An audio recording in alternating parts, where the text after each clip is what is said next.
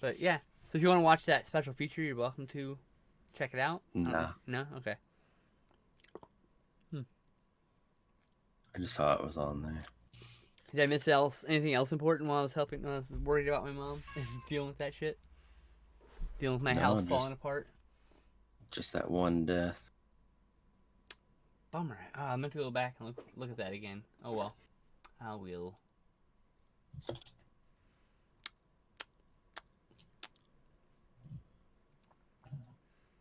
Yeah, at least wait for it to pop up on Discord. You know. I see it. Nope, that's the Twitch notification. Yeah, it looks like it. Did it just post? Oh my god. I set all those things alive for every episode of Psychotronic Coast to Coast, and it literally posted every fucking episode in our announced channel. It's like 58 episodes, or no, it was more than that. But it's like 58 videos in that one list. I at least. Oh, that means I get emails for every.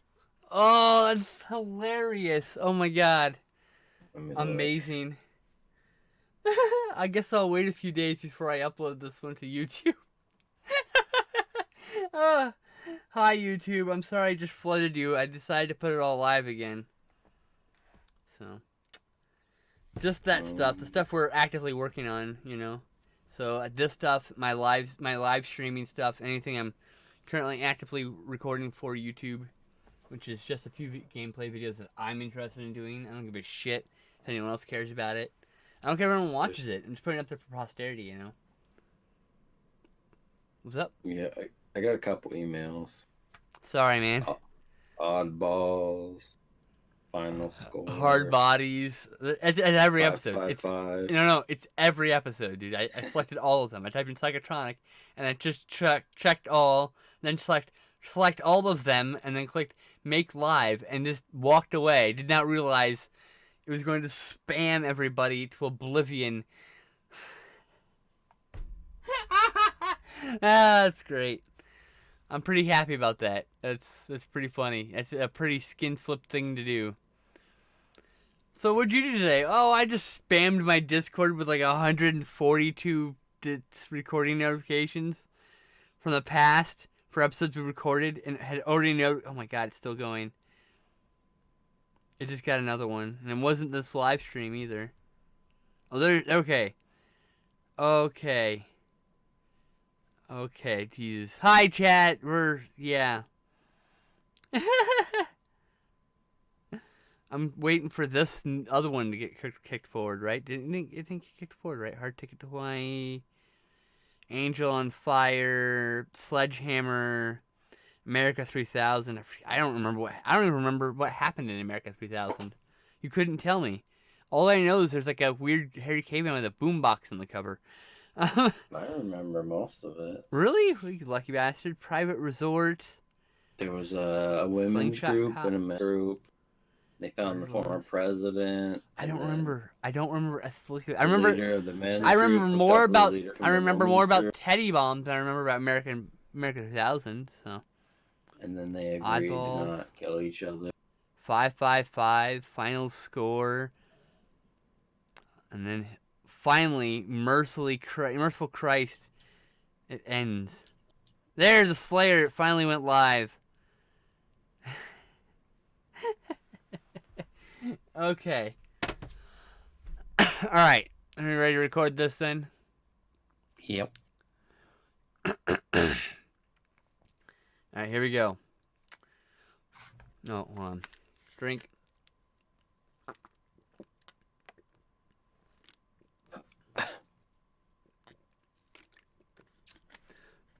Alright.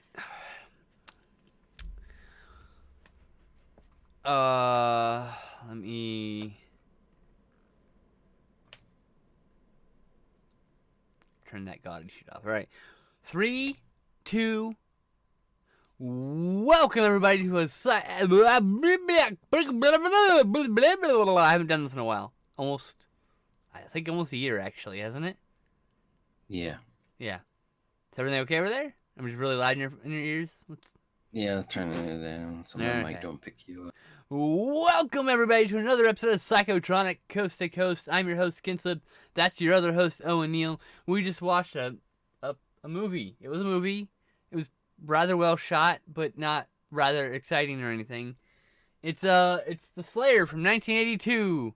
Which, if you're watching the YouTube version, you can see Owen holding up the Blu-ray, which we both have, except I already threw mine way over there, and I'm not gonna get up and get it because I'm lazy.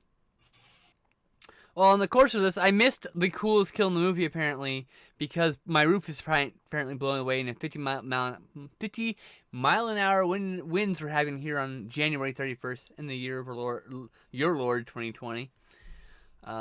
Owen, how's it going? Good. Good. That's cover good. Kind of at least that's probably the new cover. The new cover's great. The old cover's not. I don't like the old cover. I never liked it away. Not really. It's just a figure standing from a fiery thing. Like, it's not. You don't know. That's kind of really a vague cover. It's actually a terrible cover because it's too vague and it's not interesting, in my opinion. And I remember seeing it on the shelf going, I guess I'll see this someday.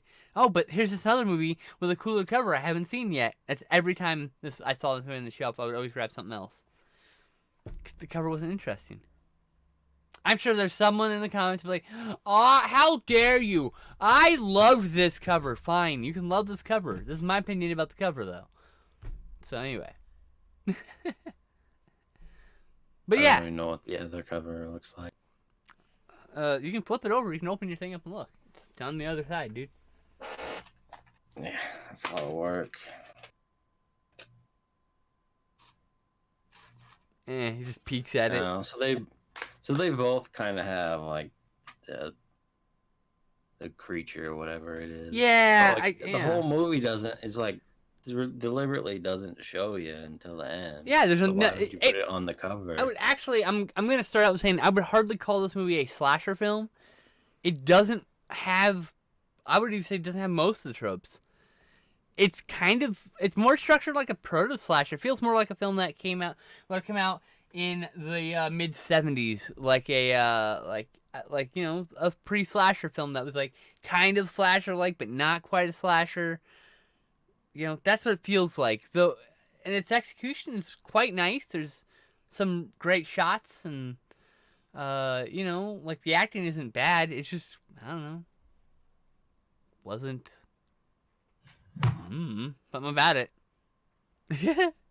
Anyway, you want to take us through the movie and we'll talk about it? I missed part of this movie, sadly, but it's all right. He saw it all. Apparently, I missed the most interesting part, so. Not really. I know. We're introduced to Kay.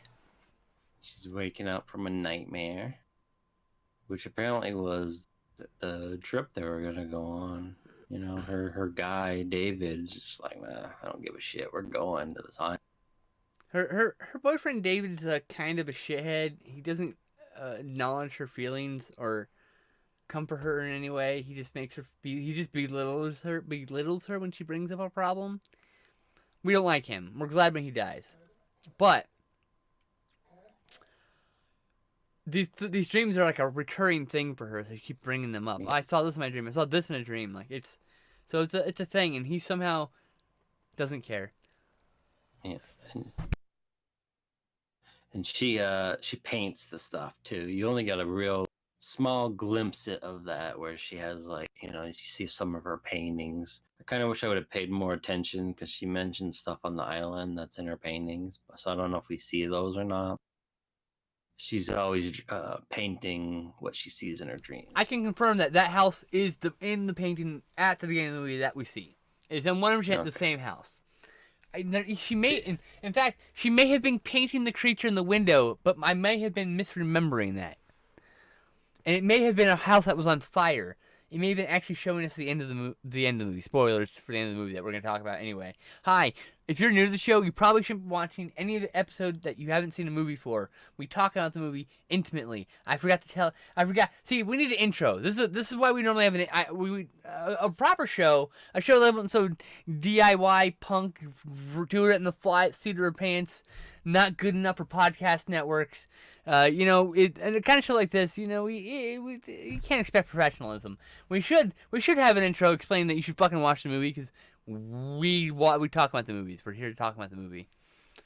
Why are you listening? Don't listen to a podcast unless if you're sensitive to spoilers. That's just kind of like a no-brainer, right? Shouldn't that be a no-brainer?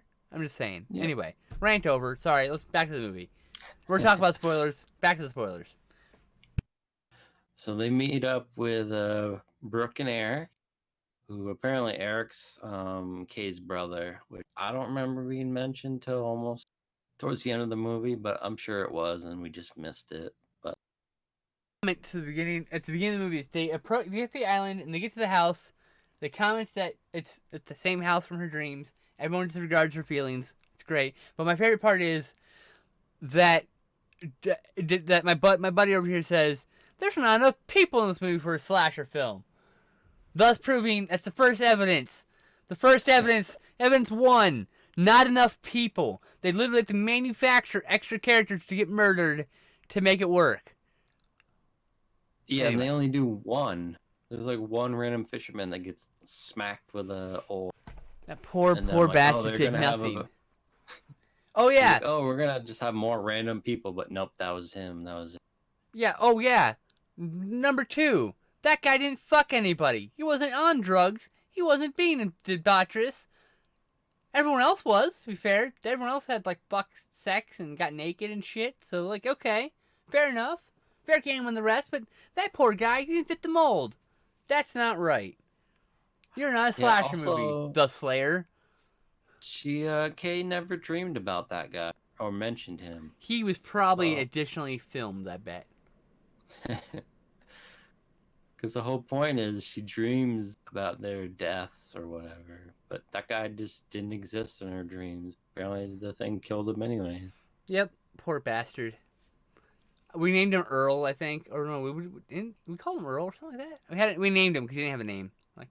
Like Rip, rest in peace. Randy, I call him Randy. Ah, that's what it was. Rip Randy, random character who was Fisherman. And then, of course, there was the creepy pilot who was, like, kind of a jerk and just like, whatever, I'm leaving. And then he just comes back and he's like, I gotta warn you, there's a storm coming. And then, like, acts like he's gonna touch Kay, and she's like, ugh. And he just leaves. I know, right? But they're like, because she even says, I've seen this place in my dreams. And he's like, that happens to a lot of people. So I'm like, does he know that this monster comes from people's dreams and they're being killed on this island? Does he give a shit? Or? Was there a plot thread where he's been bringing people to be sacrificed to this creature and he's like the brother of the mutant creature? Because that would have made this movie a bit too interesting, I think. What a twist! I think they were just trying to make us think it's him. This is what it should have been. The end of the movie, she's like barricaded. He breaks in.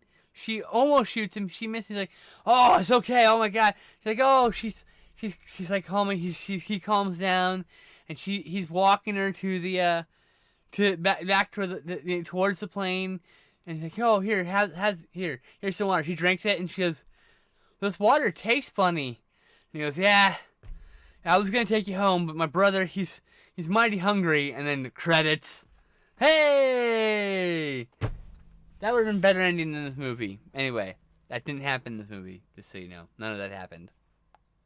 No, they were trying to do the overly obvious, you're not fooling anybody that, ooh, the pilot's creepy, so he's doing it. But did someone mention a death curse? Or someone's gonna die or no one's gonna live? Did someone mention an evil omen of some sort? No. See, no omen. Kay. Proof 3. No omen from the crazy old coot. 3 strikes. Kay's crazy. Yeah, but she's the main character. Well, not crazy. She's not crazy. She has vision. She's happening. She's having some mental instability, but she's not crazy. No. But there's no crazy old man going, there's a death curse, or that's come blood, or you're all gonna die out there. Like none of that. That happens in every slasher movie practically. Okay, that's the optional one to be fair. That's not in every one. So okay, that's half a point. Fine, we're at 2.5 strikes against Slayer at being it's not a slasher film. My thesis points. Next. And then there's just a lot of boring nothingness. You know, they're swimming, they're hanging out on the beach. And is it the first night where David's killed? Or is it the second night? Night he wanders because what happens is he's wandering around and he wanders out to the barn, burnt out barn or whatever. And No, then that's in the basement of the was it in the building. basement? Okay, sorry. Uh, it's in a basement, but yeah, the storm hits like the pilot said. He said you should leave now with me, and they're like, Yep. "Fuck you." Well, I guess that's almost an omen, a warning of Yeah. omen. And then so David goes in the basement because he hears noise. He sees the he called it an elevator shaft, but it's just kind of like a basement door. I guess there It's would like be a cellar there's an door. elevator there. Yeah, there's a little Isn't raise it? up and elevator thing. Yeah. It's leaking, so he gets a ladder, climbs up, shuts it, even though it's still leaking when he shuts it. So I don't know what the point was. But then it swings open, so he goes back up, sticks his head out, then slowly turns and sets his chin on the closed part of the door, and then the other door shuts on his head, and he hangs there and dies. Gets decapitated by the door. No, Yeah, he does because she sees his body's hanging there, so his head come off. Except In after the this, dream, in the dream, she wakes up with a severed head. Also, they find his headless body. that is true. Later, his head's gone, but Yeah. not during the part where he's So killed. my point is, he does get his head severed. You can see the door cutting into it, and you're like, oh, that dude's fucking dead as shit. I just laughed because he just sets his chin on like the other door, like do, waiting for the other door to shut on him. Right? Yeah, it was pretty dumb. So she wakes up from the dream where she's making out with his head. Says David's dead, it's gone, and they're just like, "You're nuts." You know, his brother just yells at her. He's an asshole. Like All he does. assholes to her. Good old Eric. And he's just like, he probably just went somewhere or left. So I'm Kind of pulling up. hitting like, he's sick of your shit. I'm pulling up reviews because I want to see what people have to say about this movie. But eventually, he apparently goes along, and they do go searching for him. You got something, or My dog said this ending was a little rough. mm, That's great. Sorry, it's so dumb. Anyway, it's worse than the movie. yeah, it was really. It was. Yep. Oh, and another one was yet another incident of white people having a terrible vacation. Watch as they make bad jokes, point out the obvious, and have unappetizing sex, make stupid decisions, and fail to notice the obvious. There you go. That was. And then there's a long bit of them searching for David, and then Kay finds him. So Eric still dismisses her dreams, even though she dreamed that he was killed. He still dismisses it, but then he's like, something did kill Eric. That's real, unlike your stupid dreams. Is basically what he said. Yeah, pretty much. So she doesn't want to fall asleep because she believes if she falls asleep, she's gonna dream of their deaths, and therefore they're gonna die. Wow. But of course, they dismiss her and they knock her out, put some drugs in her coffee, and then of course they both are killed. Eric is killed outside by fishing hooks. Now, at first, you missed. It must have been a close-up, but you see these two hooks hang down. They look like giant hooks. So I'm like, he's got giant fishing hooks, but then they're like just little tiny ones in his face. It was so it just must probably have been, like, really close to the close-up. camera then, yeah. But it was the way he like turned and walked, and then it showed him drop. My mutuals, people I follow and trust, have given this movie 3.5 and 4 stars out of 5. Okay. But yeah, he gets hooks in his face. He gets dragged away, and I think choked by the fishing line as well. Yeah, probably strangled by the fishing line. That's pretty. That'd be assumed, I would think. Yeah. And Pretty good then assumption. Brooke ends up in the boathouse. I don't remember why. They're all looking for David, I think, aren't they? No, they know David's dead at this point. Oh, right. Okay. Sorry. I don't know. Is Maybe someone she else went missing? looking for Eric. Yeah, I think Eric's missing, so now they're looking for Eric. I Yeah. came back in the middle. So in the middle of this, the Slayer's ripping part of my roof off. So. Well, Brooke's looking for Eric because Kay is passed out. She hasn't woken up yet. Oh, that's right. They drugged her, right? Yeah. Those, by the way, that's really fucked up of them.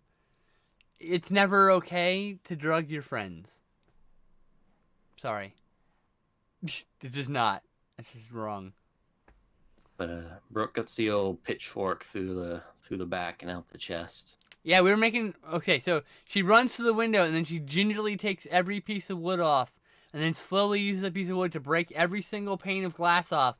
And that's why she gets fucking stabbed to death, because she didn't have enough goddamn Marilyn Burns guts to jump through the fucking third-story window for her fucking heroic rescue. Nope, she just went, I'm in the glass. No, Marilyn Burns said, fuck that noise, and jumped out the goddamn window and got to safety. And you know, guess who didn't? This lady didn't. Nope. Dead. And the whole time, the pitchfork, to us, it just looks like it's floating because it's not showing us the creature yet. We just see the tip of it. It's just kind of going, and it's almost like he just waited, like, I'm going to give her hope. As soon as she starts climbing out, that's when I'll get. Pretty much. But I'm pretty sure there was room around the boat where she could have just like looped around the other side of the boat and then went out the door. But maybe there was something in the way I didn't notice. But Kay wakes up, finds her brother dead. Doesn't seem all that alarmed by his corpse, but she completely screams when she finds Brooke's corpse. It was just too much. Rushes in the house and barricades it up. Literally takes every piece of furniture and shoves it up against the one, like, up to various doors and windows, and she barricades it like the zombie apocalypse. I applaud her, actually. It's pretty effective. If she would have stayed and kept her defenses, she probably could have, and definitely kept anybody from getting in. Honestly, she done it just right.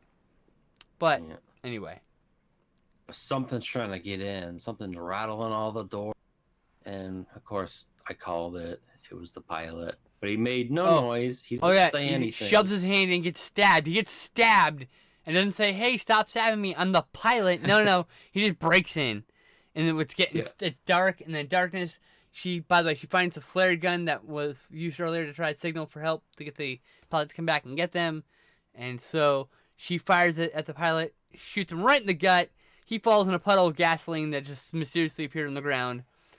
Everything bursts into flames. Yeah, I made the joke. It must have been raining gas because I mean he was soaking wet, so I don't think he'd go in there. It would have hurt. He probably would have died anyway, but it probably would have been slow and agonizing. But I was talking like leading up to this about like shooting a flare in somebody's mouth and having it come out their butt or whatever. But making a joke, yeah. So when she goes to shoot the flare, he does this giant like open mouth like and I'm like, it's gonna happen right in his mouth, but no. It's right I bet you they wanted to, but they couldn't figure out how to do the effect. But yeah.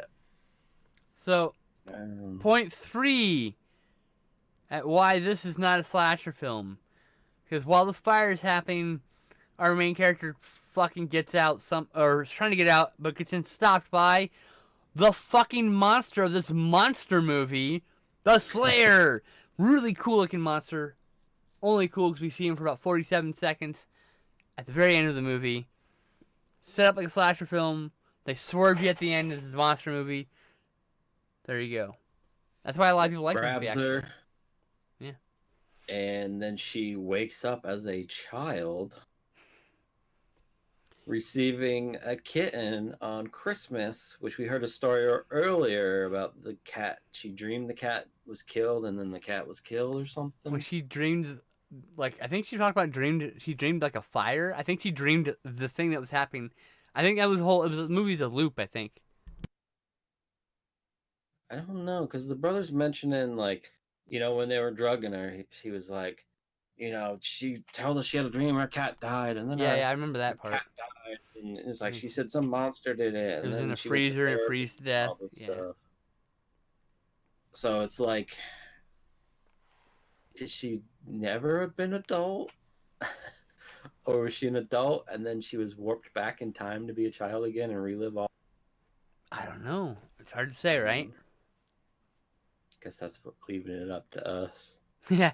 Like fucking open. Yeah, never. We don't see her fate. We don't see what happens. We don't see what happens to the monster. Because Nothing. if Movie it just does kinda bring her ends. back to childhood, you know what you don't do is you don't date David and you don't go to a fucking island later. Never go on a vacation on an island with a chartered airplane ever. I live in the city Now and on never leave. IMDb it says that her dreams brought the creature there. I don't. That's not ever expressed in this movie. No. Not once. There's not a shred of evidence for that at all anywhere. In the fact that the creature killed a random guy that she never mentioned or dreamed about. To be fair, it was implying that she could be the killer too, because she could have been like dream walking. There was part of that. And there's a bit of a hint of that, but that the creepy pilot and the monster are the only things that could possibly be in this movie the killer. And that's it. Anyway, what did you think of the movie?